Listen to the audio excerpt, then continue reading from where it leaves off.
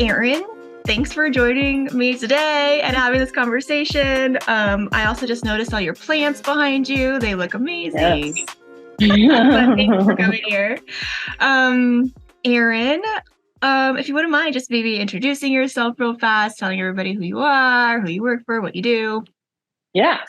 So my name is Erin. I work in people operations at a company called ConvertKit. We are an email marketing platform or a creator platform for creators who make their living online. And I work in people operations, which means that I work on everything from hiring through onboarding, performance management and development, manager coaching, people strategy, like business operations. Every part of the employee experience with a company is part of my wheelhouse, which includes retreats. And so my company is remote first, and twice a year we get together for retreats. And so I get to help plan those along with SONA and Danielle. Awesome. Well, we always kind of joke. I feel like you have the hardest job in the world and you are like the best person at it. So I'm sure people Thank watching you. this feel the same way. I love my job, but it's hard. Yes. Yeah. I love people, even though they're hard sometimes. Yes. Well, you and I have been working together for how long now? I think, since 2020, which was it's a really good year to kick off in-person event planning together. Yeah. No, I had been working with ConvertKit. Gosh, it's been like 7-ish years, maybe, doing the big conference that y'all have every year. And so in 2020, you and I got the fun task of taking over the team retreats because your team was starting to get too big. Yes. So, how were you guys running retreats before we started making them better? Yeah. That was before I joined. And so when I joined, I knew that one of my responsibilities would be managing retreats. And I had experience with that, planning retreats at a local Denver startup. So before that, at least, as the stories go, our EA and then our, what was her title at the time? My boss, who's now the VP of operations, but did all of the operations things at the time, from people management to finance to, I don't know how she did it all. The two of them planned the retreats. At the time, the team was, I think when I joined, the team was about 40 people. So they were always planning retreats for 40 or less.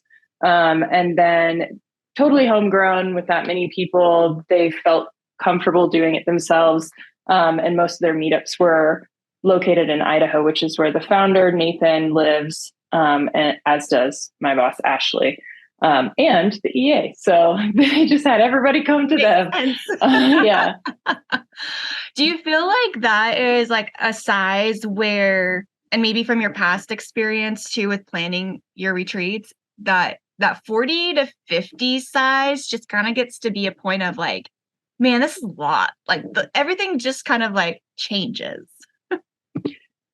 Yeah, especially with a dispersed team or like a remote first team. So when I did retreats for the company in Denver, it's a much different experience when your whole team's located in one place and then all you need to do is to get them like an hour away. It's still a lot to accommodate, but it's like you can literally kind of put your hands on things a little bit easier. And remotely, there's so many logistics to consider because the destination becomes remote, your team is remote. There's just a lot more moving parts figuring out how to get, like, as soon as you start incorporating like airline travel and visa requirements, then the scale of difficulty increases. Yeah. And for you, you just described what your full-time job is. this, can become a full-time job in a sense where it just takes over, a month or 2 months or whatever, twice a year, and it's like, it just becomes really overwhelming. Yeah. Yeah. And that's true. When I was doing the retreats in Denver, it definitely, I switched, I was doing multiple things, people operations, at one point, the in-office management. And when it came to retreat planning time, it was just full time that. Yeah. It's a lot. It's a lot of work. And I think that sometimes people get into it because it's fun and it's exciting. And a lot of times you're going to a cool destination. And so sometimes it becomes a little bit blinding because you're like, oh, no, this is going to be the fun part of my job. And then you start getting into like flights, travel restrictions and requirements and visas. And like, there are some very strange situations that happen when it just comes to planning logistics. And you're like, okay. Let's figure this out. Yeah. What's your team like now? You went from joining the team around 40 to what's the team look like now? And like, how has it kind of taken shape?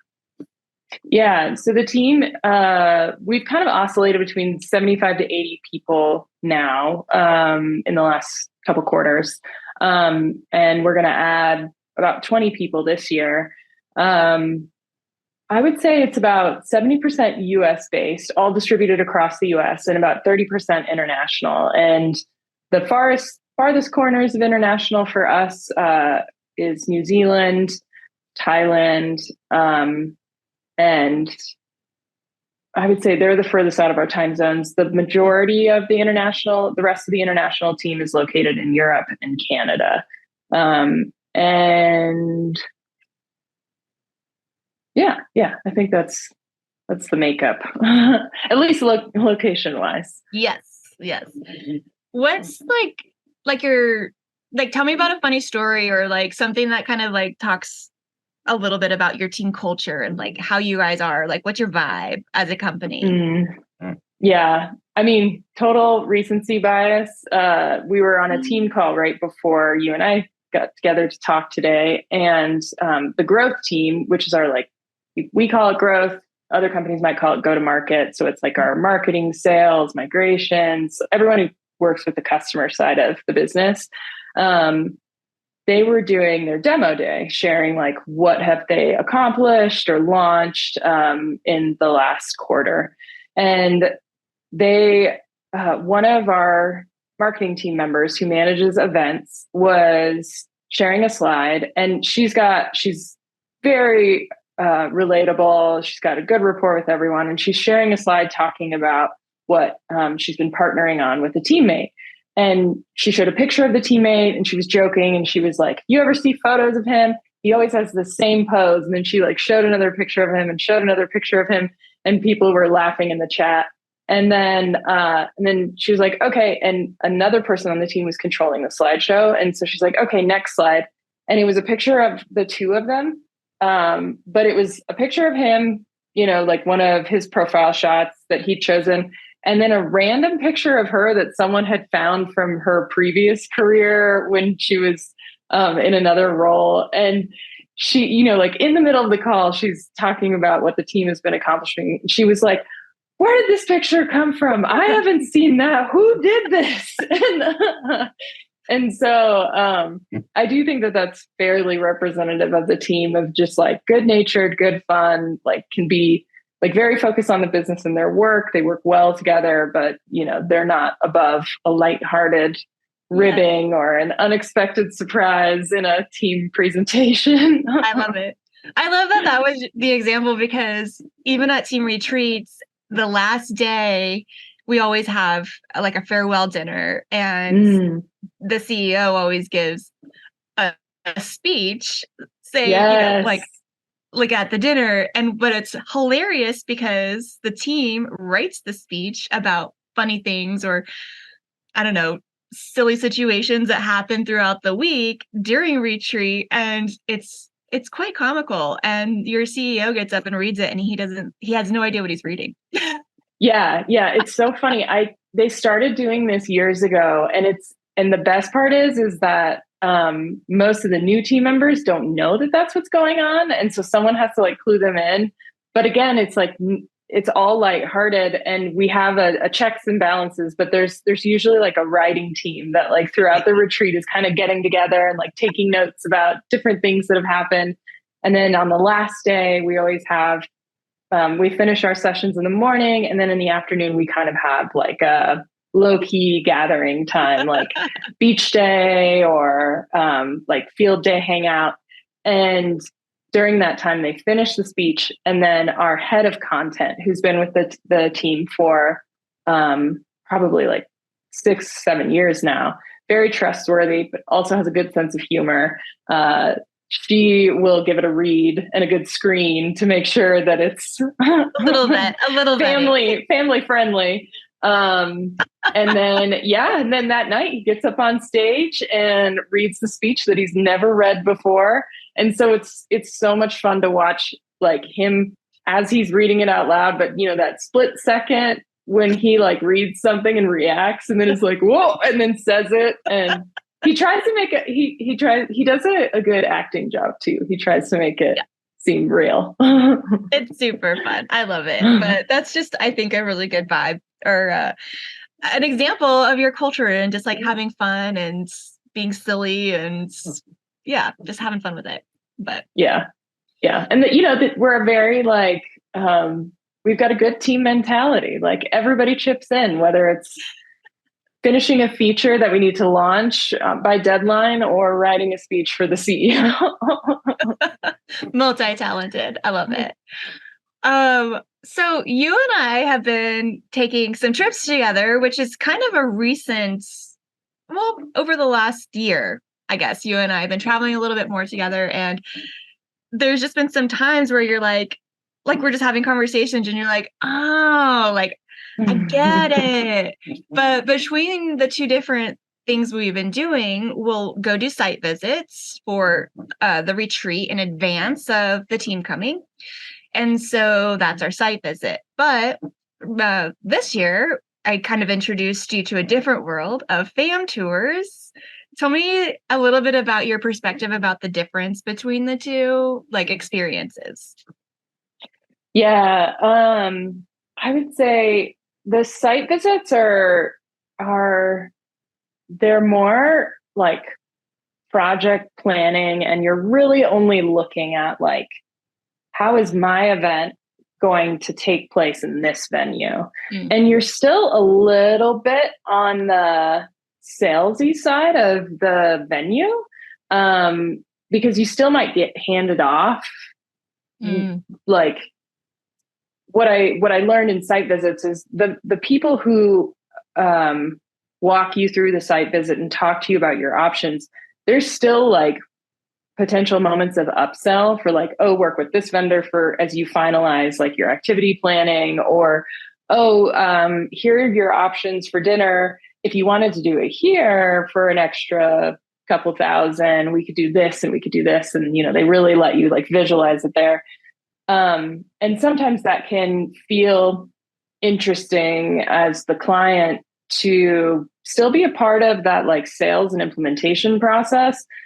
And then like the weeks right before, when it's all the nitty gritty detail and we have to get stuff done and people are there and you're working with their like actual event management team, they're different people, they're different teams. And so, and sometimes those folks, their sales counterparts might have promised something that the implementation or the event management people are like, no, that's not going to work. And that's where, you and your team step in and kind of smooth out the wrinkles that come up and make things work and negotiate in the moment. And so site visits really kind of have it's very like you and your experience focused, and like, you're just trying to make your vision pan out with the venue that you've made. And then the FAMs feel like I've gotten the chance to do two of them now. And I think they are probably a good representation of the spectrum of FAMs, where one was by a large hotel chain with a really big group at some very large properties at a very popular location. And then the other one was at a popular location, a little bit smaller, but with a much smaller hotel group. That definitely their vibe was more like, I don't want to say, what do I want to say? Like, they pride themselves on their like personal relationships, and being a more like boutique offering. So the FAM experiences were super interesting because I would say I learned the most from the smaller scale one. That was one in which, because they are really relationship focused and they have more of a boutique offering, they have as much of their team at the event as possible. And so like you get to meet all the faces of their sales team, their events team. And for me in that experience, I was like, oh my gosh. And obviously like, duh, they have small group sales, they have large group sales, like they have, and different people manage these different things. Like an event client and is not the same. Like there are all different types of event clients and customers, and so they have a team to service them. And just being around them, there was much greater personal touch around their involvement with the clients who were on site and the planners who were on site.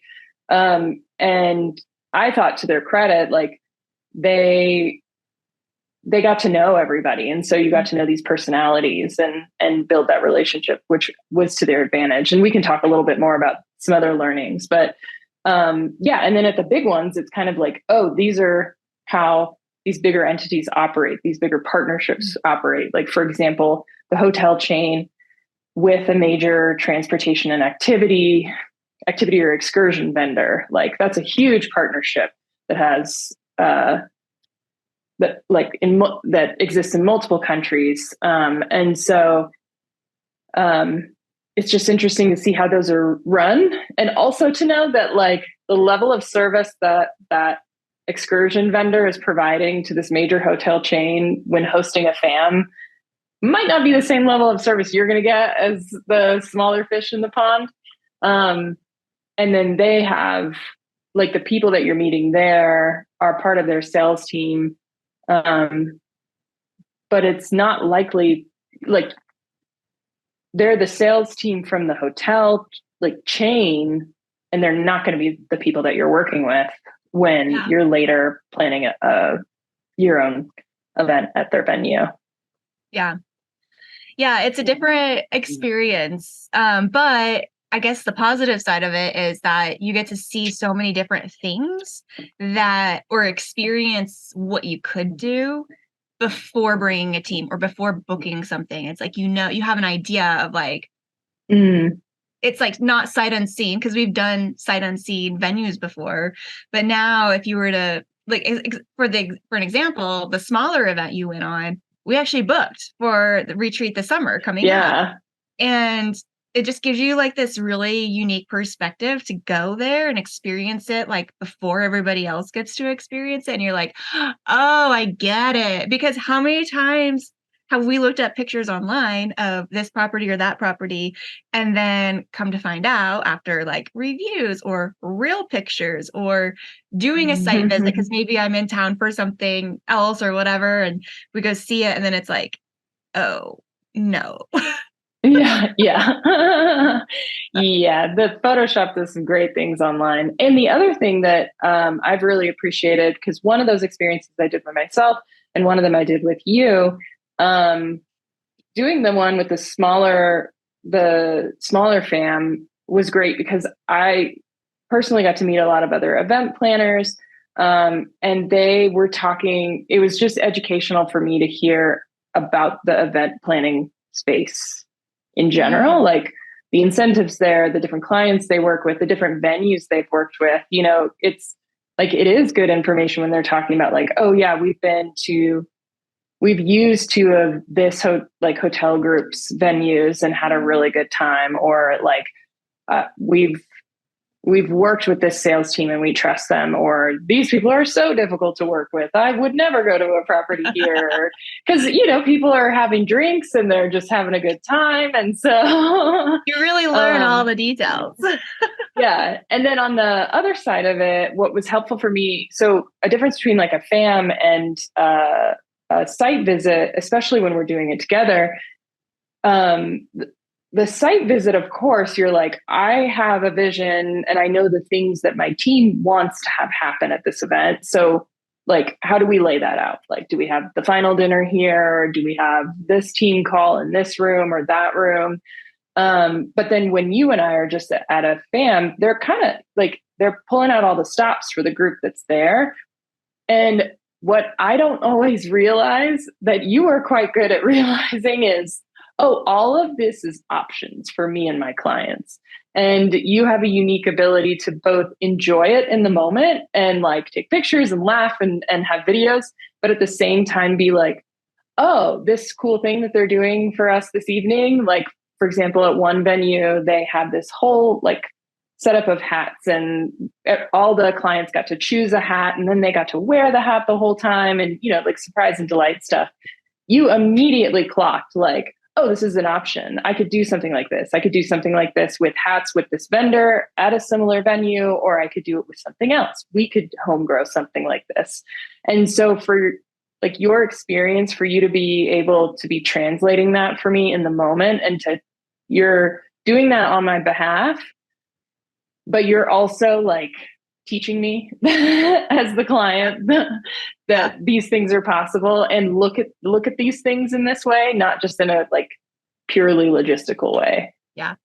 Well, I remember when we went to our retreat location last summer in France, it was our first site visit together, and it was such a big, like, it was a 10-year celebration of the company. We were going to France and bringing the team, and we were just kind of like, we need to go and figure this out. And it was our the stakes are high. Yes. And there was a lot of things that seemed maybe like we're getting lost in translation. And it's quite difficult to work with the sales team. And then when you're trying to implement things, people keep telling you no. And you're like, but so-and-so told me this. And then it's like, was something lost in translation?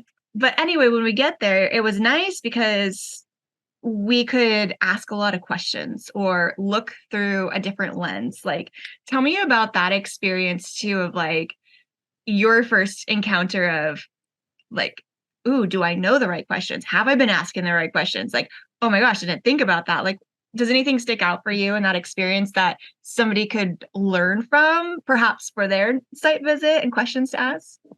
Yeah. I mean, I think, so a lot of my background is in like project management or operations management. So I understand like an order of operations, and I understand like I need to vet things, and rule in or out possibilities, but, it's just not a landscape I'm familiar with. And I can be a little too narrow. And so I had this like big aha moment at that site visit in August with you. We were standing in a meeting room, and the representative from the hotel was there, and we were looking around the room, and me walking into the space, I was like, okay, it's a meeting room. There will be chairs in here. There will be tables in here. There'll be supplies in here. There's a screen to plug into. Cool.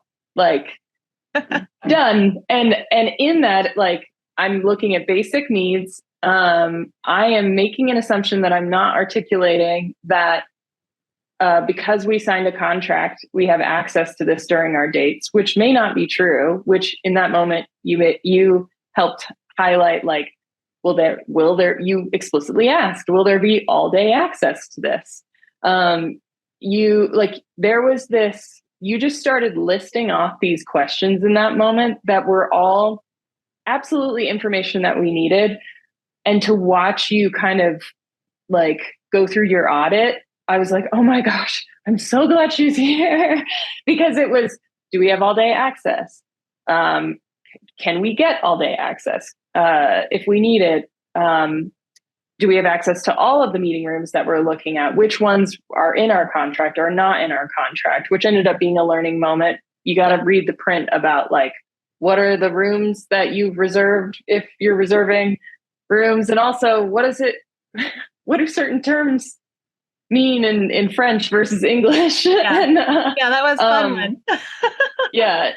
But then you were also like, is there going to be coffee and water set up? Like there's such a, I don't know, you just covered so much ground. And those are things that if this is not your full-time job, of course you can do it, but a lot of details that impact your team's experience will get missed if you're not working. For me, until you, yeah, those details are going to get missed. And like, that's one of the many points of value I've found in working with you. And it also creates, you and I developed a shorthand because you and I were in the room and we took pictures, or, we remember the moment where they were talking about like, oh, this room can be divided or stay the same, or, Yeah, it definitely made planning the rest of that retreat a little bit more simple, because had I have just gone on my own, then there would have been a lot of like, but I don't understand. What are you meaning? Which room is it? Upstairs or downstairs, or the big room or the small room? Like, because we got to see it and experience it together and talk through all those points. So yeah, our conversations post the site visit became a little bit more like, oh yeah, I know what you're talking about. There was no like extra like, I don't understand. So it made things a little easier. I mean, I felt like in the previous planning experiences with you, when I had not done a site visit with you and you had, I trusted your experience, and not all of like, it's not reasonable for you to ask a vendor or, someone from the hotel, all the questions that you're going to ask them, and then to completely share all of the questions and all of the answers with me in some inhuman download. And so I often felt like I was asking you a bunch of follow-on, like you would share a piece of information that something had been vetted, and then I would ask a bunch of follow-on questions that frankly felt like it didn't feel like a great exchange between the two of us. That's probably more reflective of just me, but for you to be like, yeah, like the meeting rooms have been vetted, they will have snacks and water, and there's good lighting and the AV setup. And then me being like, well, but is the AV setup this or this? And is it that or this? And and that's just kind of an exhaustive loop with you. Yeah. For you, for me, mostly for you. Well, I guess the moral of the story is planning became much easier once we started implementing site visits and essentially doing them together, where you have a very good understanding of the venue, but then also like going through the process of seeing things from a different perspective for planning, things that are in the contract and things that are not in the contract, and filling in the gaps, because there's a lot of assumed things that can happen during a retreat where you're like, well, of course I'm going to assume that there's water in a meeting space. That's actually not always the case. And sometimes there is and sometimes there isn't. So I know that your team drinks a lot of water. They're like little fish, right? They have to drink water all the time. And so it's just one of those details that, it's not going to be the end of the world if you have to ask for water in the middle of a meeting, but it'll cause some disruption. And then it causes you to not be present in your own meeting because you're so worried about making sure there's water available. And yeah, so making sure that those details are all taken care of, because one of those little details, if it's 10, pile up, and then your experience at the retreat is just different. Yeah. And I mean, for people who plan retreats, even if you are working with a SONA team, it's still work. Like your team is experiencing the retreat and you're working at the retreat. And if it's not your full-time job to plan your company's retreats with or without an event planning group, then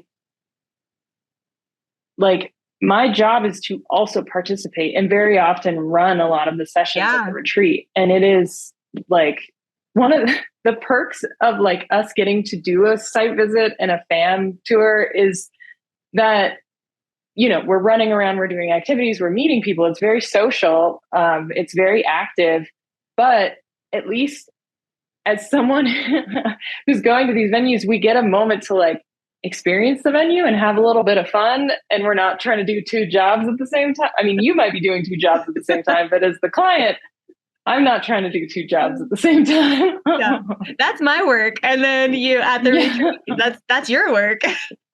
Yeah. And I'll just say on the water topic, you are very good at like knowing how to accommodate a large, diverse group of people's needs with no judgment. Like for me, when I go places, I live in Colorado. It's very dry. I bring water everywhere. So if I'm going to like 2-hour meetings back to back, I'm going to bring some water. Not everybody thinks that way. And for you, you're like, no worries, no judgment. We just make sure there's water there for you. Well, those are the things you don't even have to ask for anymore. Yeah. Well, those are, I think, really good insights around like the fam visits, the fam tours, and then the site visits and kind of the different experiences around that. And I think too, like with the site visit, you almost start to learn like, oh, I can be asking for this that I didn't know that I could ask for, or like, it's just a good insight to things that you don't always know you need to know, I guess. Yeah. That's been a switch for me. I've always been like an implementer. And I am a little less accustomed to being the customer. And I think the site visits and the fam tours and working with you has really shown me that me, my team, our needs, our hopes for an event, these are all things that can be asked for and should be at minimum just clearly laid out with you. So that way you can vet the possibilities for us and advocate the possibilities for us with the venue. And that like there's tremendous value in having that advocacy and just vetting process. Yeah. Well, I think about like there's some very specific needs that your team has. And some of them are traditional and some of them are not traditional. And it's just like part of the traditions of the company. And when you have a partner that fully understands like what you're trying to accomplish, then you look at a venue differently. Because if it can't accomplish XYZ, then it's not the right fit. And so it's not worth going down, that the contracting process if all of these things are not going to be met. And so it doesn't really matter. It can't just be a hotel. It can't just be this the same place in a different location. It just can't be. And so like being able to understand the program, understand your wishes and needs, because I don't know, it's but a year now when we were in Puerto Vallarta and we needed to create our circle events. And the company just wasn't getting it. And it was like a really difficult process. But had we just coordinated, oh, this is what we want. And they're like, got it. Because that's kind of the feedback you get. If I wasn't on site and saw that they didn't get it to make sure that they got it, I mean, I'm essentially like going to bat for my clients all the time. Like, I feel like I'm like, man, nobody likes me because I'm just constantly like, that's not right. We have to fix this. Now, I want money back or like whatever. I'm just constantly like fighting on behalf of our clients to make sure that the experiences that I know that they want are actually happening. And I feel like that was one of like the best of those events that we've had because it ended up because we were able to communicate to them and like make it happen rather than like, I mean, I just think about like, man, if you were in a meeting all day and you didn't know what they were setting up, and then you're like, shoot, I don't have time to fix it now. Like now it's not what you want. Yeah. And then I'll be getting a lot of feedback from my stakeholders. Yeah. So, well, as we kind of like talk about some of these like lessons learned, like what are some things that, I don't know, as you've gone through this process that you wish you would have known about the process of getting a group contract or planning for team logistics for, 80 people? Or what are some of those lessons learned that you've kind of like, this makes so much more sense now? Yeah. I think trust but verify. That's one thing that I think, especially in like the sales process or like when you communicate to a team, especially if you're working internationally and there's just different cultural norms. You can get a lot of affirmative signals that something is okay or is going to work or is fine from someone from the venue, and you just need to make sure. And it's not because you don't trust them as people. It's just because like we just need some kind of guarantee, because for us, if we don't clearly, this might be a bit of a digression, but I was in a conversation in Slack with my CEO and one of your team members, and we were talking about potential costs to have some additional staff for the last evening for our upcoming retreat, for like the afternoon that we're on the beach. And the pricing that your team member laid out was like, it was described as we'll say $10 per head for the extra time. And my CEO popped in and was like, oh, that's not that much. Let's do it. Because he'd interpreted that it was $10 per head for the extra staff, which is probably like 5 people, $50. Yeah, totally. But because you and I have had a couple of events together, I have learned that when a venue says $10 per head, they mean $10 per head per hour, like counting the heads of your team.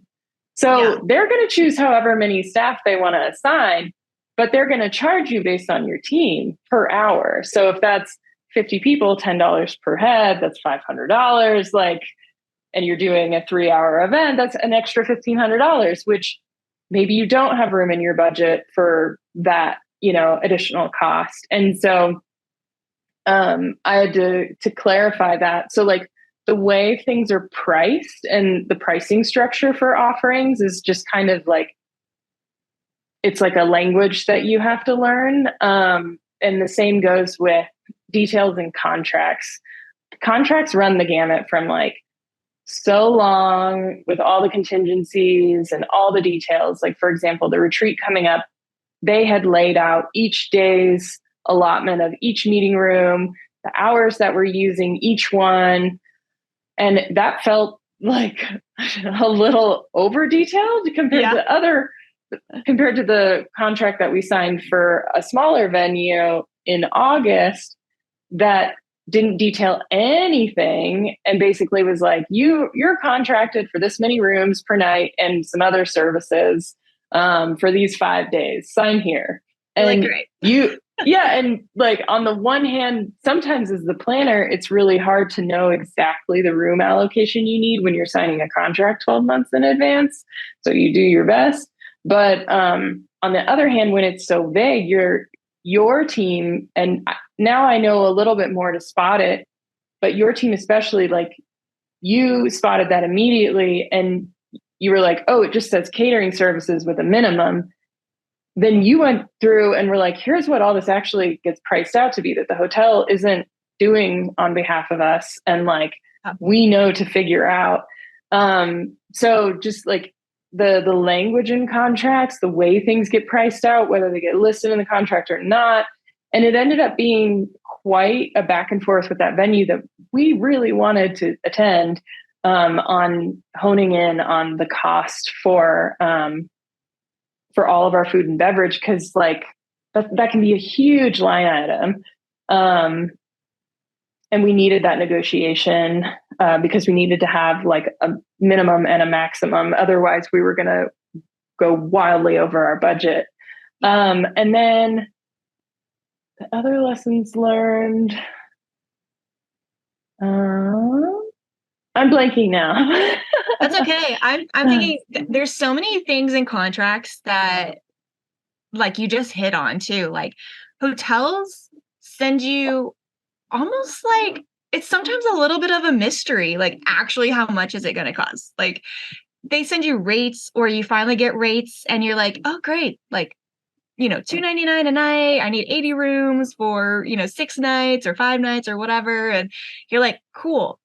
But then there's like plus plus. And if you don't know what these terms mean, plus plus is probably another 30% on top of everything. And Yeah. so for us, it's like, we kind of work to be the buffer, like the advisor between what the hotel is saying and what you're actually going to be spending, because it's not fair to you, in my opinion, to give you the lowest possible number. And so for us, like, we want to translate all of that to say, no, this is actually what you're going to be spending. Don't be deceived by this rate or this number or whatever, because food and beverage minimums, when you're talking about groups, they're always way lower, way lower. And so a lot of times it's assumed like, oh, great, our food and beverage minimum is $50,000. Well, once you take a look at the menus, you're actually spending $150 a person, and that doesn't include, alcohol. So you Yeah. get from thinking your budget was 50,000 to now it's actually you're going to be spending close to 200 when you actually add everything up. And those are the numbers that it's like a lot of people get kind of blindsided by. Yeah. And speaking of that, some lesson learned that seems so like ancillary, that if you're hosting events that require any kind of audio visual, and so on the one hand, I'm thinking like, oh, work-based meetings. We're a software company. We need constant access to our laptops, need in air quotes, but we do presentations, we do discussions. And so at the very least, we need a slide deck and a display and some visuals. Audio visual is this one weird line item that it kind of depends upon the venue and how they're set up. It can get really they can really inflate the cost there, especially when they're working with like a third party vendor.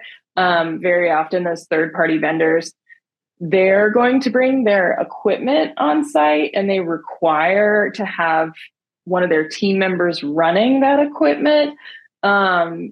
Which like our team, if you give us an amp and a microphone and like a projector with some Bluetooth connection, we'll run it ourselves. We'll be fine.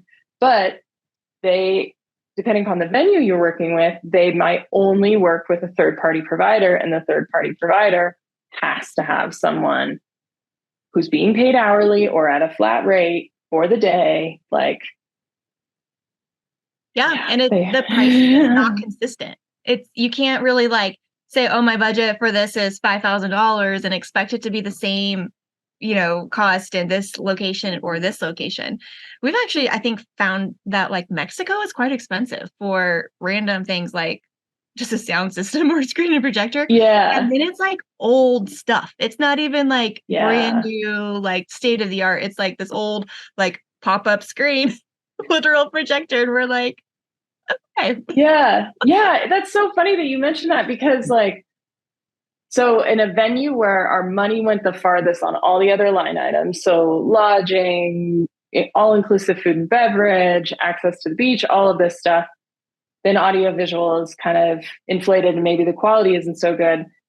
When we were at one of the nicest venues we've been to in the US, in the Northeast, they nickel and dimed everything we did there except audio visual. They didn't care. They gave us an amp, they gave us a microphone, we had some TVs, and they were like, have at it, folks. If you have a problem. Yeah, like to the point that on the last night, our team had a blast, like self-DJing their own dance party, which they love doing. And they've done when we were smaller, someone just brought like an external, like a stereo or whatever. And like the team had a dance party. And so like they love that. And now we kind of want that, but it'll cost you in certain venues. Yeah. You're almost like, it's just worth hiring a DJ. I know. So what's been maybe one of your biggest challenges when booking large groups?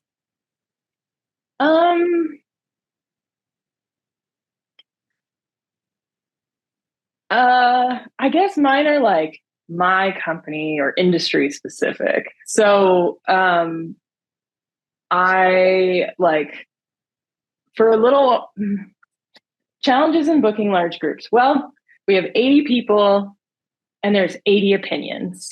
And working in people operations, I have many years under my belt to understand that there is no silver bullet. Everyone does not like the same thing. And in fact, everyone likes something different. Everyone feels comfortable with something different. And so, like, focusing on making everyone happy is not a reasonable goal. You need to really scope down, like, what are our needs? How can we meet them? And then how can we set people up to have resources available to them to go above and beyond that? And then working with a group also, it's tricky when you've got some voices that have way more influence and are way more opinionated about what they want. And you optimize for them and their opinions, maybe to the exclusion of the group. That can be super tricky for anyone who's kind of repping the client or the company. And I think you juggle that quite nicely as like our event planning partner. I think, you've had years to get to know our leadership team, and that helps. But, and then I think too, like, yeah, just different industries, like there's different like norms around how people operate. Like, I work in the software industry. I've been working in the software industry for a long time. I love it because it's such a dynamic and ever-changing environment. People are very, they really want more out of their employer, but then at the same time, they like bring more to their employer, which creates for interesting challenges. But it can also mean that they expect more in moments that maybe that's not something that the employer needs to provide, or maybe they lose sight of the fact that it's a work event. Like, you're there to get work done. Yeah. So we've shifted as a company and really started focusing on our team creates the container that is the retreat. And then the experience within that is totally the control of the team member. If they want to have a great time, they can have a great time. Like, what's an example of that? Because I'm sure you're not the only one that experiences this or like has team members be like, I just felt excluded, or I didn't feel like there was enough of this. So it's kind of like, well, what are you doing to make that? So what's an example? Yeah. So our team, is very much operates like a team, meaning, for example, when someone new starts, we have a collaborative onboarding process. So they get to meet with multiple people to learn some of the systems we use and how we operate as a team. They're not just in a Zoom room with me or one of my teammates, like getting trained on all things ConvertKit. So I love that our team operates that way. And as the team's grown, we try to maintain those connections across the team, even when the team feels big. So we have people on the team who have been there since we were like 12 people, and now we're 75 towards 80 people. And so they can't keep track of everybody on our team. And so they desire to have really have a lot of sessions with connection and getting to know, like we call it cross-team connection. And so you and I and me and my stakeholders, we will plan an agenda that has cross-team connection throughout. We will have get to know you activities. We will have fun information gathering, scavenger hunts, and icebreakers. We will, dinner will be open so people can sit at all different tables. We'll have cross-team working sessions. We'll have activity days set up so that way there's a collection of groups across different teams doing things. And then at the end of that, I'll get feedback from the team that says, I just really wish that there was more time for cross-team connection. And when we're in the all-team sessions, I look over and I see a team that works together day in and day out, and they're all sitting at the table together. And then at lunch, they sit at the table together. And for me, we finally had to communicate to the team, there's some agency here on your part. If you desire to connect with people, think about who you haven't talked to recently before the retreat. think about who you might talk to and how you might talk to them. Yeah. Like maybe you sit at a new table each day at breakfast, and maybe you have your 2 conversation starters. Yeah. And yeah, so those are kind of funny things with group Yeah. dynamics. I love it. I love that there's set expectations around that there's ownership for each person's individual experience if they're new.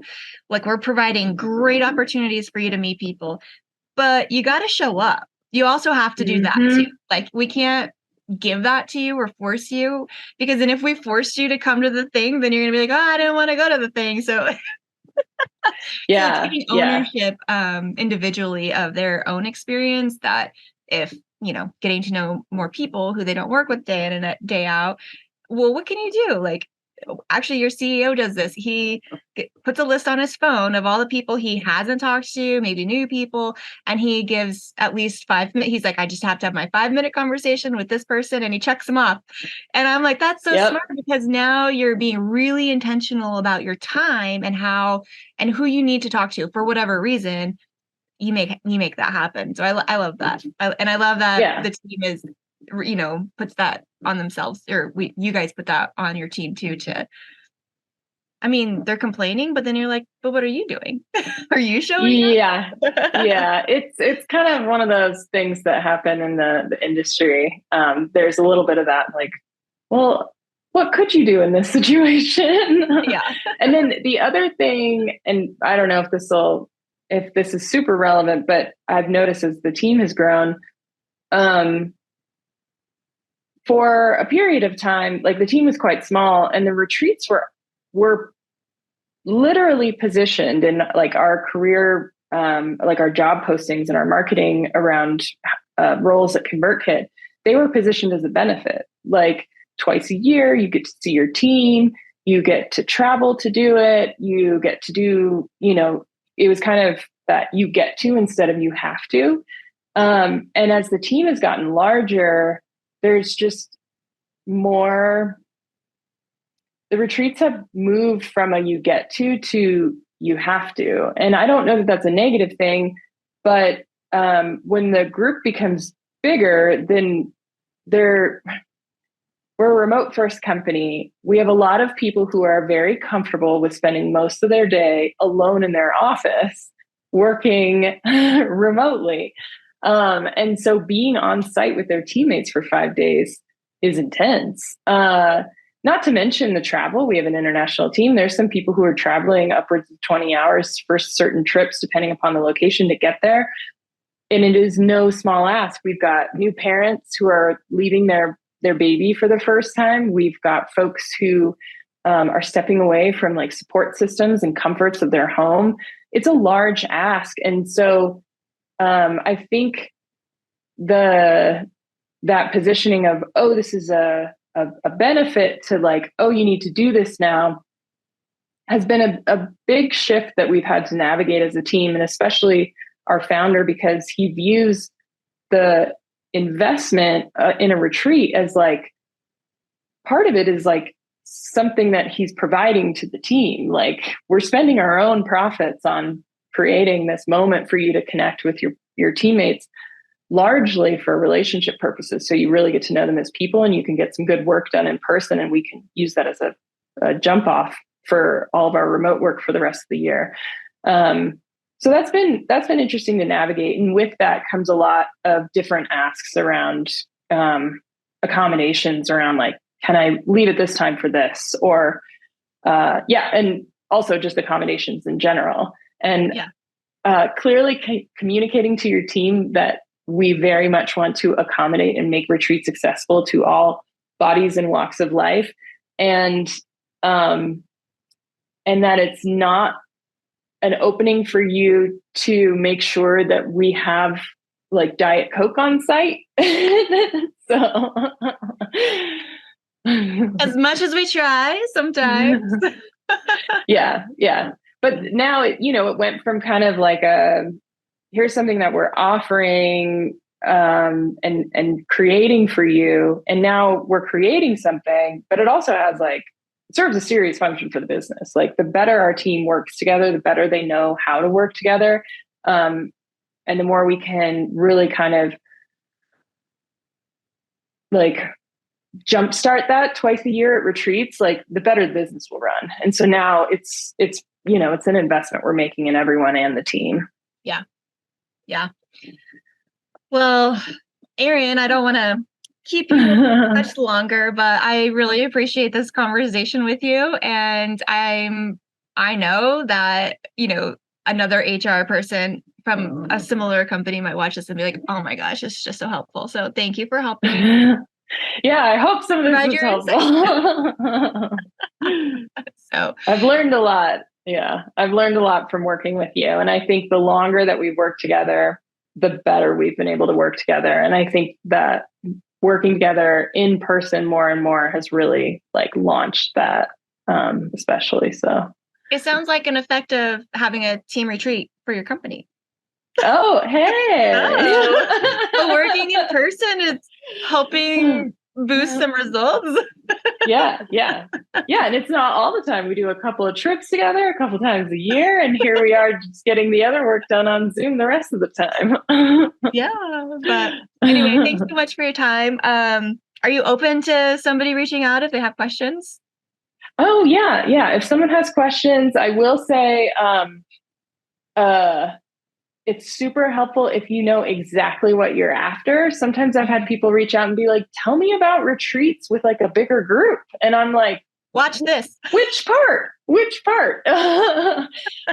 So if there's something specific, I'd love to share my experience or hear the challenge that you're encountering and see, if I might be able to help you tease out what would work best for your group, because you're going to be working with your own unique constraints. You can reach me. My email is erinh@convertkit.com. So ERINH@convertkit.com. And I'd be happy to chat.